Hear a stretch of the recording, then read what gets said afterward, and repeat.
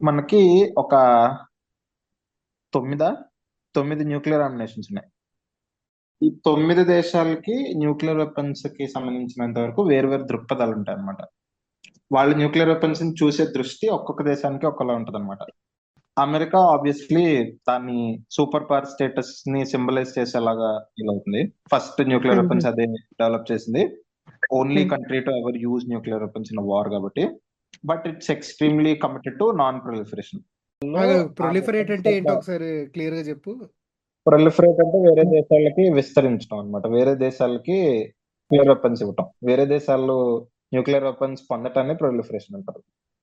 Russia impression ఏంటంటే ఇది great powers దగ్గర మాత్రమే ఉండాల్సిన వెపన్, కాబట్టి అమెరికా దగ్గర, మా దగ్గర, మనలాంటి పెద్ద పెద్ద దేశాల దగ్గర ఉండాలన్నట్టుగా రష్యా భావిస్తుంది. So it is also committed to non proliferation. వేరే దేశాలకు స్ప్రెడ్ అవ్వకుండా చూద్దామని రష్యా కూడా అనుకుంటుంది. చైనా విషయానికి వస్తే ఫస్ట్ నుంచి చాలా డిస్మిసివ్ యాటిట్యూడ్ అనమాట చైనాది. ఓకే. సో మావో జెడాంగ్ దీన్ని ఒక పేపర్ టైగర్ అని డిస్క్రైబ్ చేస్తాడు. ఓకే. ఈ బొమ్మ చూపించి అందరినీ బెదిరిస్తున్నారు అమెరికా వాళ్ళు, మనం చేసుకుని పక్కన పడేస్తే అలా పడి ఉంటాయి అన్నట్టుగా మాట్లాడతాడు అనమాట. ఓకే. కానీ చైనాతో ఒక పెద్ద ప్రాబ్లం ఏంటంటే ఇది ఎలాగ ఎవరు వాడరని యాటిట్యూడ్ ఉన్న వాళ్ళు ఏంటంటే చాలా ఈజీగా ఎవరికి కావాలంటే వాళ్ళకి న్యూక్లియర్ వెపన్స్ ఇచ్చేస్తుంది. యా బేసికలీ పాకిస్తాన్ కి అందుకని నార్త్ ఇచ్చింది. కొరియా. పాకిస్తాన్ కి చైనా ఇచ్చింది, నార్త్ కొరియాకి సగం పాకిస్తాన్ ఇచ్చింది, సగం చైనా ఇచ్చింది. యాక్చువల్లీ నార్త్ కొరియా దగ్గర మిసైల్స్ కోసం ఇచ్చేసింది పాకిస్తాన్ చాలా ఇర్రెస్పాన్సిబుల్ గా. లిబియాకి ప్రొలిఫరేట్ చేసినప్పుడు వీటన్నిటికీ పాకిస్తాన్ ఎక్కడెక్కడైతే ప్రొలిఫరేట్ చేసిందో వాటి వెనకాలన్నది దాదాపుగా చైనా సపోర్ట్ అన్నమాట. ఇండియాది చైనా లాగే నో ఫస్ట్ యూస్ పాలసీ. మ్మ్. ఇండియాకి చైనాకి మాత్రమే నో ఫస్ట్ యూస్ పాలసీస్ ఉన్నాయి, వేరే ఏ దేశాలకి లేవు. మ్మ్. ఓకే. ఓకే. న్యూక్లియర్ వెపన్స్ ఉన్న దేశాల్లో స్ట్రాంగెస్ట్ మారల్ అబ్జెక్షన్స్ దీని పట్ల వ్యక్తం చేసేది ఇండియా అన్నమాట. మిగతా అన్ని దేశాల్లో మన దగ్గర ఉండొచ్చు, వేరే వాళ్ళ దగ్గర ఉండకూడదు అని యాటిట్యూడ్ ఉంటుంది. బట్ ఇండియా ఫస్ట్ నుంచి కన్సిస్టెంట్ గా చెప్తుంది ఏంటంటే ఐడియల్ కేసులో మా దగ్గర కూడా ఉండకూడదు, ఎవరి దగ్గర ఉండకూడదు. Eventually we need to get rid of nuclear weapons. మ్మ్. అందరూ ఒక పద్ధతి వాడి డిజైన్ చేసేసుకోవాలి, అప్పుడు ఆ న్యూక్లియర్ వార్ అయ్యే రిస్క్ లేకుండా ఉంటుందని మన స్టాన్స్ అన్నమాట. యునైటెడ్ నేషన్స్ లో ఒక 45 ఇయర్స్ నుంచి మన దగ్గర న్యూక్లియర్ వెపన్స్ లేని టైం నుంచి మనం ఎవ్రీ ఇయర్ ఒక రిజల్యూషన్ పాస్ చేస్తాం, ఇంట్రడ్యూస్ చేస్తాం అన్నమాట, న్యూక్లియర్ డిజార్మ్మెంట్ జరగాలని చెప్పి. మ్మ్. ఫ్రాన్స్ కి nuclear weapons are symbol of autonomy within NATO. నేటోలో మిగతా దేశాలన్నీ అమెరికా న్యూక్లియర్ లిటరెన్స్ తో టైఅప్ అయిపోయి ఉంటాయి. ఫ్రాన్స్ మేము నేటోలో ఉన్నాం కానీ మాకంటూ ఒక ఇండిపెండెంట్ పవర్ స్టేటస్ ఉందని చూపించుకోవటానికి న్యూక్లియర్ వెపన్స్ దానికి సింబల్ అన్నమాట.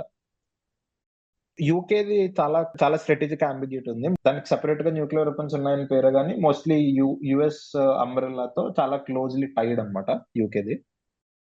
ఇజ్రాయెల్ విషయానికి వస్తే అన్డిక్లేర్డ్ న్యూక్లియర్ వెపన్స్ ఇజ్రాయెల్, అంటే న్యూక్లియర్ వెపన్స్ వాళ్ళ దగ్గర ఉన్నాయి, టెస్ట్ చేసుకున్నారు కానీ ఓపెన్ గా ఉన్నాయని ఒప్పుకోలేదు అనమాట ఇప్పటికొచ్చి. దీని మీద ఇప్పటికీ యాక్చువల్లీ ఒక ఒప్పుకోలేదు. జోక్ ఉంది. ఇజ్రాయలీ మినిస్టర్ ఇచ్చిన స్టేట్మెంట్ అన్నమాట. మా దగ్గర వెపన్స్ లేవు కానీ కొన్ని సందర్భాల్లో వాడతాం అని చెప్పాను. అందులో జోకే ఉంది. లేనిది ఎలా వాడతారు? వాళ్ళ దగ్గర ఉంది సో కానీ లేవని చెప్పుకుంటున్నారని. అన్డిక్లేర్డ్ గా ఉంచడానికి కారణం ఏంటంటే ఇజ్రాయెల్ చుట్టుపక్కల ఉన్న దేశాల్లో ఆర్మ్స్ రేస్ జస్టిఫై చేయడం ఇష్టం లేదనమాట. ఇజ్రాయెల్ దగ్గర ఉన్న కారణంతో మిగతా వాళ్ళు కూడా డెవలప్ చేసుకుంటారని చెప్పి, ఏ సౌదీ అరేబియాను డెవలప్ చేసుకుంటే ఇబ్బంది అని చెప్పి ఇజ్రాయెల్ డిక్లేర్ చేయలేదన్నమాట అన్డిక్లేర్డ్ న్యూక్లియర్ ఆర్సెనల్. అలాగే అప్పట్లో ఇజ్రాయెల్ ఫామ్ అయిన కొత్తలో కంప్లీట్ గా ఎన్హైలైట్ చేసేకుండా ఉంటాను, అంటే ఇజ్రాయెల్ అనే దేశమే ఉండకూడదు అసలు, మొత్తం ఆ టెరిటరీ అంతా కూడా పాలస్తీనియన్స్ ది అన్న సెంటిమెంట్ ఏదైతే ఉందో, రివర్ టు ది సీ అని చెప్పి స్లోగన్ ఉంటుంది కదా, దానివల్ల ఆ ఇజ్రాయెల్ స్థాపించిన కొత్తలో ఇజ్రాయెల్ అనే దేశాన్ని తుడిచిపెట్టకుండా ఉండటానికి ఒక గ్యారంటీ లాగా డెవలప్ చేసుకుంది అనమాట ఇజ్రాయెల్. పాకిస్తాన్ కి ఇది ఒక సెలబ్రేటెడ్ థింగ్, ఒక నేషనల్ ఐడెంటిటీలో ఒక ముఖ్యమైన పార్ట్ అన్నమాట. ఇండియాతో పారిటీని సింబలైజ్ చేసినట్టుగా చూస్తుంది అనమాట. ఇండియా దగ్గర ఎంత డామినెన్స్ ఉన్నా సరే మా దగ్గర కూడా న్యూక్లియర్ వెపన్స్ ఉన్నాయి కాబట్టి ఇండియాది మాది ఒకటే స్టేటస్ అని చెప్పి పాకిస్తాన్ ఫీల్ అవుతుంది అనమాట.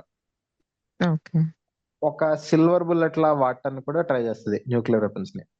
అంటే ప్రతిదానికి ఇండియాకి ఎక్కడెక్కడైతే డామినెన్స్ ఉందో ఆ అన్ని చోట్ల దాన్ని డిటర్ చేయడానికి న్యూక్లియర్ వెపన్స్ ఒక వన్ స్టాప్ సొల్యూషన్ లాగా ఫీల్ అవుతుంది అనమాట పాకిస్తాన్. నార్త్ కొరియాలో రెజిమ్ సర్వైవల్ కి ఇంపార్టెంట్ అన్నమాట. చుట్టుపక్కల ఉన్న ఉమ్. దేశాలు వచ్చి ఇన్వైట్ చేసి అక్కడ ఉన్న రెజిమ్ చేంజ్ చేయకుండా ఉండటానికి న్యూక్లియర్ వెపన్స్ ని ఒక షీల్డ్ లాగా నార్త్ కొరియన్ గవర్నమెంట్ చూస్తుంది.